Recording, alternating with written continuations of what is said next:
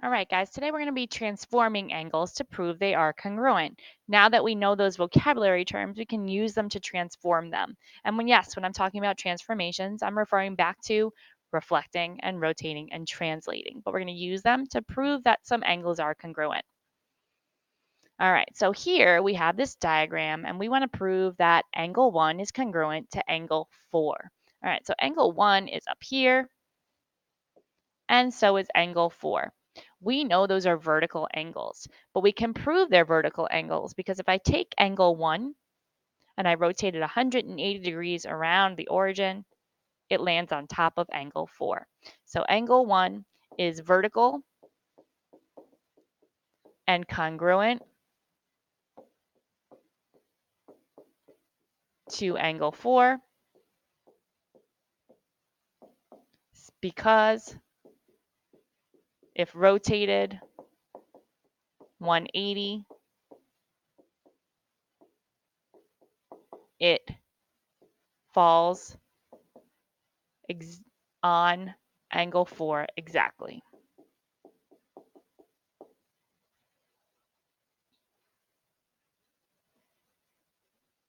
Okay, then angle 1 and angle 5. So now we have angle 1 up here and angle 5 down here.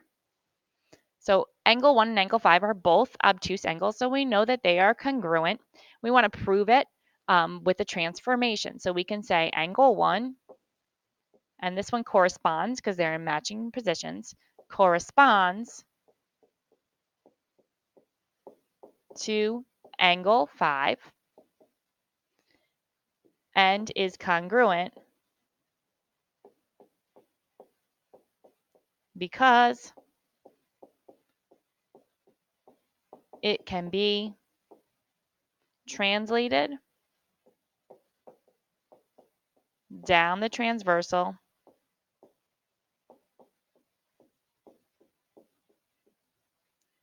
to fall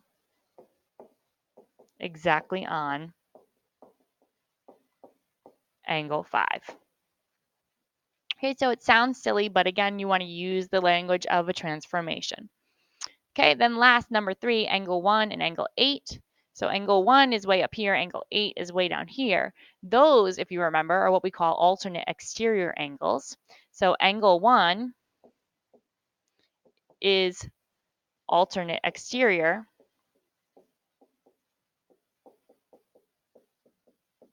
and congruent to angle 8 because it can be translated down the transversal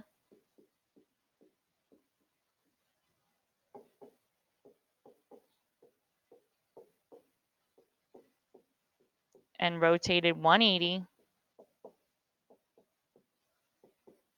to land exactly on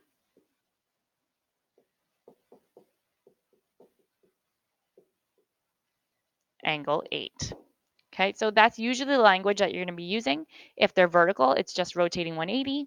If they're alternate exterior, alternate interior, it's translating and then rotating. If they're corresponding, it's just translating. Then number 4 says, if angle 2 is 32 degrees, find all of the angles. So angle 2 is this one right here. Now remember, now all the acute angles are going to be the same. So this would also be 32 degrees. This would also be 32 degrees, and this will also be 32 degrees. And the opposite angles are all supplementary to 32. So we do 180 minus 32, which would make it 148. So all of the obtuse angles are 148 degrees. And we're done. All right, so using that same language, you're going to try the next problem.